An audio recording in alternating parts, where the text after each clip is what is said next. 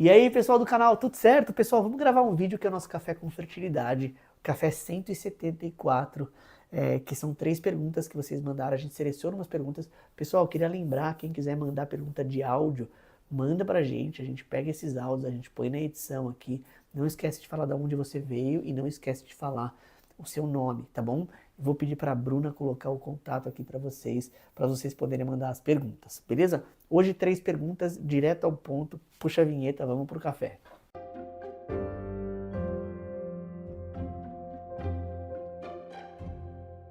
Vamos lá, pessoal.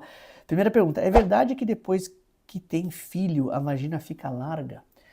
Pessoal, essa pergunta é muito boa, depende de uma série de coisas, mas sim, né, a pelve da mulher, até o ambiente vaginal, ele muda realmente um pouco.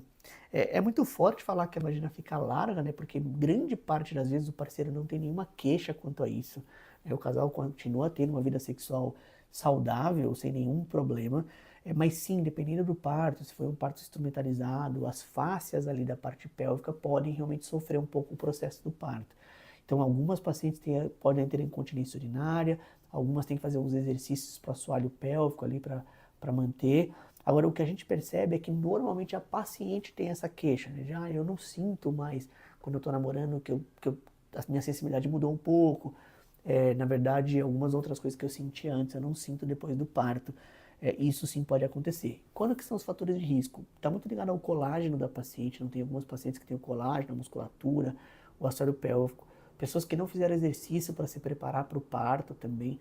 Partos que são muito acelerados, os partos taxistócitos que a gente fala, partos que acontecem em 4 horas, 3 horas. Normalmente as lacerações do canal de parto são maiores. Bebezinhos que crescem muito nas diabetes na gestação.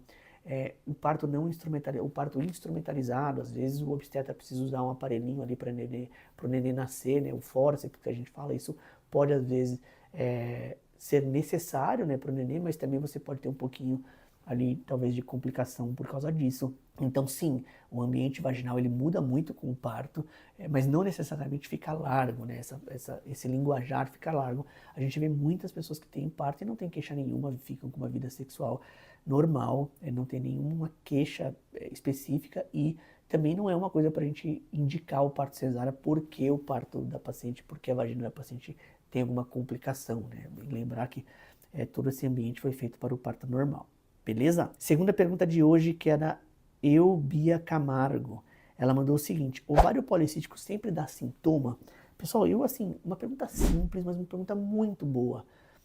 Por quê? Porque quando a gente faz o diagnóstico do ovário policístico, parece que é uma das endocrinopatias mais comuns de dar problema, das pessoas comentarem coisas ou de diagnóstico errado. E grande parte dos sintomas, eles estão nos pré-requisitos para diagnóstico. Então, ter irregularidade menstrual, ter anovulação, ter hispania-menorreia, né, menstruar muito período, ter pelos em ambientes onde a mulher não tem, ou seja, todas essas características, elas estão ligadas a sintomas, sinais e sintomas. E sim, eles têm que estar presentes para fazer o diagnóstico de ovário policístico. Existem, por exemplo, algumas pacientes que só têm bastante folículo no ovário e não tem nenhum sintoma, sinal ou sintoma. Esse normalmente, provavelmente não são ovários policísticos verdadeiros ali, porque a paciente tem ciclo menstrual regular. Né? Lembrar que só irregularidade menstrual já é um sintoma, né, que corrobora com o diagnóstico. E uma outra coisa super importante é o perfil hormonal dela, né, como é que estão os hormônios do sangue. E aí a gente pode ir tateando ali para fazer o diagnóstico. Mas o ovário policístico, se não tiver nenhum sintoma, nenhum mesmo, se foi bem visto, nem laboratorial, nem clínico, nem pelo nada, é que provavelmente não é um ovário policístico. A paciente tem um ciclo menstrual regular ou ovula, ela só tem uma boa reserva ovariana e isso provavelmente não é uma deficiência enzimática ali, que é o que caracteriza a síndrome dos ovários policísticos. Beleza? Eu achei muito boa isso aqui porque a gente vê muito erro de diagnóstico, né? Então acho que foi um ponto super interessante que a pessoa levantou aqui. Queria agradecer a Bia que mandou. Vamos lá, pergunta. Eu sempre gosto quando os homens participam, né? A gente vê que as mulheres participam muito, mas os homens, como são queixas ginecológicas, normalmente participam menos. Mas eu gostei bem. Agora, o grande problema é que às vezes o nome não é a pessoa, né? A pessoa está usando o nome do canal do marido ali, ou no Instagram de alguém, e pergunta. Mas vamos lá, ó. Tenho útero retrovertido e estou tentando engravidar naturalmente, ou seja, sem tratamento. Ter isso dificulta engravidar? Pessoal, a pergunta também é muito legal. Porque antigamente a gente achava que o útero retrovertido, então só para explicar para vocês, Eu vou até tentar pegar uma folha e tentar desenhar para vocês aqui o útero. Mas o útero normal, assim, não normal, o útero que tem a maior frequência na população, ele é em antiverso flexão, ele é virado para frente e ele comprime a bexiga.